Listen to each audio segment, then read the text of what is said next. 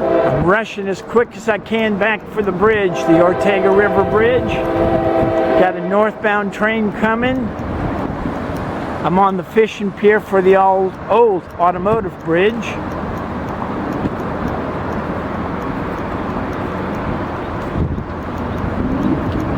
And I'm walking quickly so I don't stumble and fall. And let's see what we've got. I'm going to lean onto this handrail, see what we've got.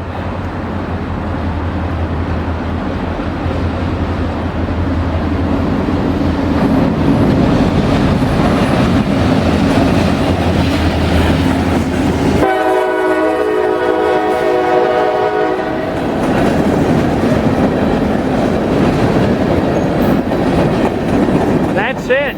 Looks like they're just moving some empty cars. You can see that sign over there. So you can now go up to 50 miles an hour back on land. They don't go that fast on the bridge. And let me look back and see if he trips the signal block, and then this bridge may open. So let's just be patient for a minute and see what's going on.